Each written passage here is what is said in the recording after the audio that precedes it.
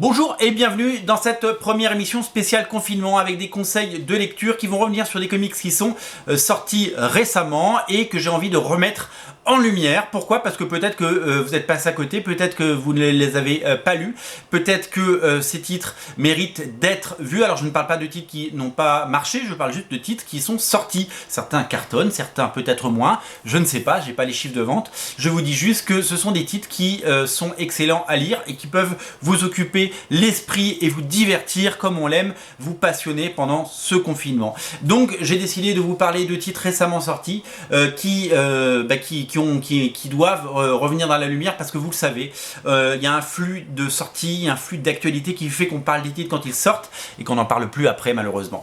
Donc aujourd'hui je vais vous parler notamment de Amazing Spider-Man tome 1 par Dan Slott et Humberto Ramos notamment. C'est la série qui prend la suite de Superior Spider-Man qui a été réédité, vous le savez également, en deluxe, donc c'est dans la continuité.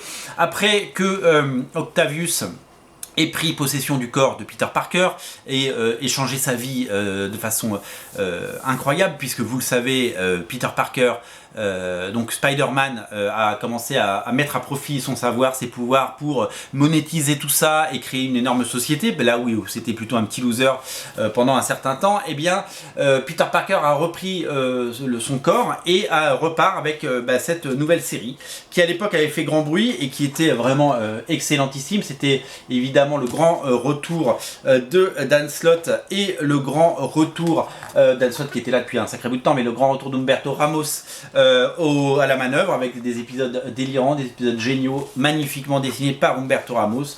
Donc je vous le dis, qui faisait son très grand retour. Voilà. Donc une saga absolument géniale, des grandes pages, une belle édition pour un livre soigné et un livre à découvrir si c'est pas déjà fait, si vous ne l'avez pas dans l'autre collection. Voilà, moi j'adore les Deluxe et je trouve que ça présente de la meilleure des façons des comics dans une belle édition avec des grandes pages et c'est vraiment étonnant. Quelles sont les conséquences de ces longs mois passés où Spider-Man avait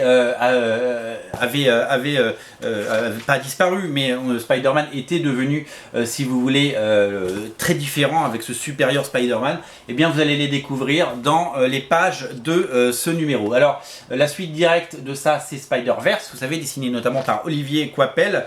Là on a dans ce numéro on apprend à découvrir le personnage de Silk.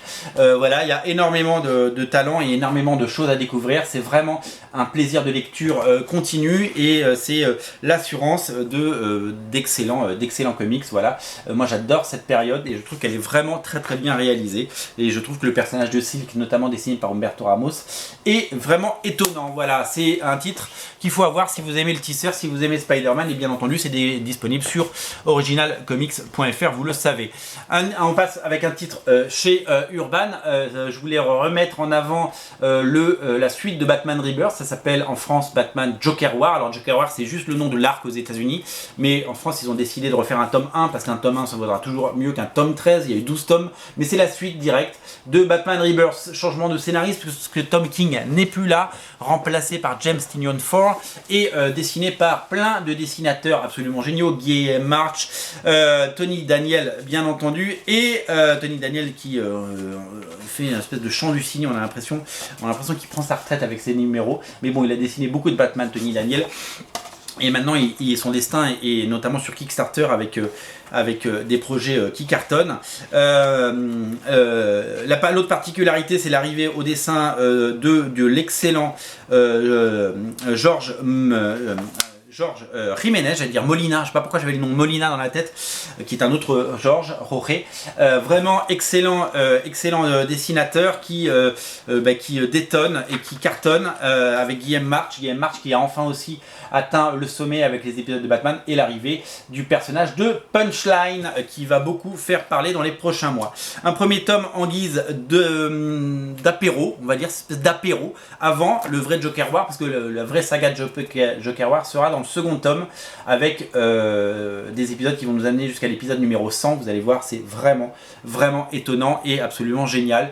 Moi j'ai beaucoup apprécié ces Joker War et je trouve que ce tome 1 est magnifiquement réalisé, la couverture est superbe, Jorge Jiménez fait un travail formidable et on a de la chance d'avoir ce niveau de qualité sur Batman. C'est un tome à découvrir, vous pouvez le lire tout comme Spider-Man. Si vous n'avez jamais lu, si vous souhaitez vous lancer, vous pouvez commencer par ces albums parce qu'il faut bien commencer quelque part. Après, libre à vous de raccrocher les wagons, évidemment. Je termine avec donc un troisième titre, il y aura 3 titres par émission, avec la réédition chez nos amis d'Original Wax de Micros en couleur et en intégrale. L'intégralité des épisodes de Micros revient en couleur dans des pages restaurées. C'est absolument super le travail réalisé par les équipes d'Original Wax et notamment Reedman qui s'est occupé des couleurs. L'ensemble des épisodes parus dans toutes les parutions de l'époque, Semic, Lug revient. Voilà, découvrez ce super héros Made in France créé par Jean-Yves Mitton, dessiné par Jean-Yves Mitton, scénarisé par Jean-Yves Mitton, à la grande époque où on produisait de façon industrielle des comics comme aux États-Unis, mais par des auteurs français comme Sirotota ou Mitton. L'ensemble des épisodes vont être édités dans cette collection qui rappelle une aventure de, souvenez-vous, l'araignée, une aventure des 4 fantastiques, ces albums mythiques. C'est un format souple, un grand format, des grandes pages et c'est en couleur. Je vous rappelle que pour la première édition, il y a même un poster qui est offert par Jean-Yves Mitton, je vous le montre, il est très beau.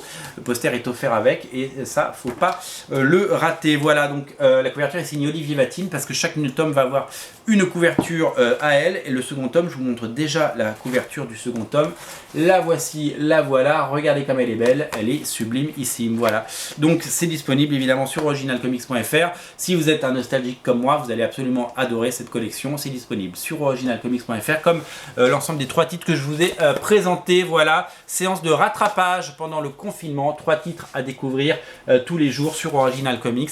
Faites-vous plaisir, lisez les comics, nous on vous livre, vous n'avez plus qu'à commander et on s'occupe du reste. Voilà, on est ouvert, la boutique en ligne est ouverte H24 et on prépare vos colis, on vous les envoie et on vous divertit et surtout on vous fait plaisir pendant ce confinement avec des bons comics. Salut!